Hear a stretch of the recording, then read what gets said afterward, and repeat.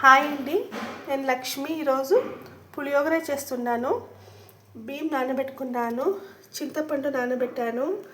తర్వాత పోపుకి ఆవాలు, మినప్పప్పు, శనగపప్పు, వేరుశనగ, మిరపకాయలు, బెల్లం, కరివేపాకు అంతా రెడీ చేసి ఉంచుకున్నాను.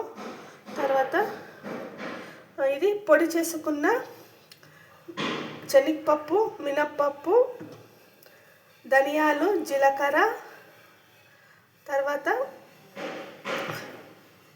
బ్యాడిగే మిరపకాయలు కలర్ రంగు రావడానికి, తర్వాత గుంటూరు కారానికి ఇవన్నీ వేయించుకొని పొడిగొట్టు పెట్టుకున్నాను.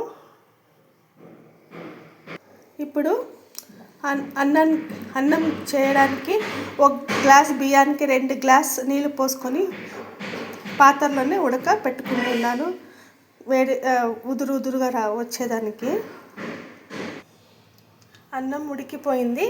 కాస్త చల్లారనివ్వాలి, కొంచెం ఉదురుగా రావడానికి. ఇప్పుడు బాణలి పెట్టుకొని ఇప్పుడు నూనె పోసుకొని తగినంత నూనె పోసుకొని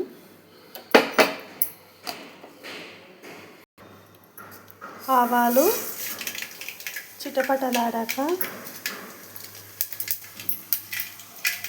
ఎండు మిరపకాయలు కాస్త వేగిన తర్వాత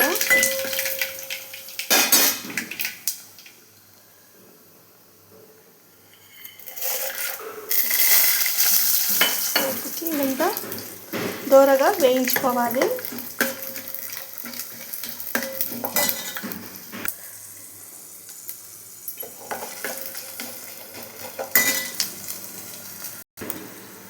రంగు మారాక ఇప్పుడు కరివేపాకు,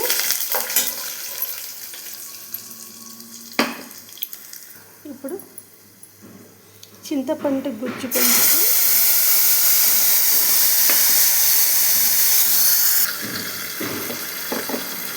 ఇది కాస్త ఉడికాక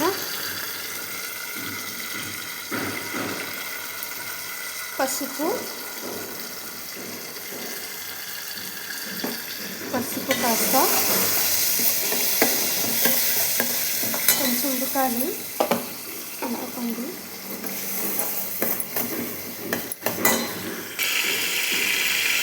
పులియోగర పొడి చేసుకున్నవన్నీ వేసుకోవాలి.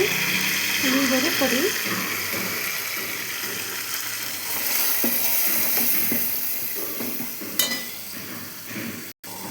ఇప్పుడు కాస్త బెల్లం, రుచికి సరిపడా పొడి బెల్లం, రుచికి సరిపడా ఉప్పు వేసుకోవాలి. కాస్త వేగాక నూనెలో ఇది ఉడికిపోయింది. ఇంకా స్టవ్ ఆఫ్ చేసి దించుకుంటున్నాను. చల్లారిన తర్వాత ఈ అన్నం వేసి కలుపుకోవాలి.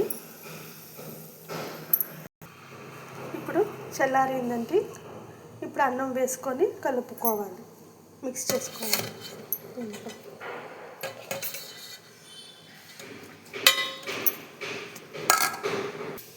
బాగా కలుపుకున్నానండి, మిక్స్ చేసుకున్నాను.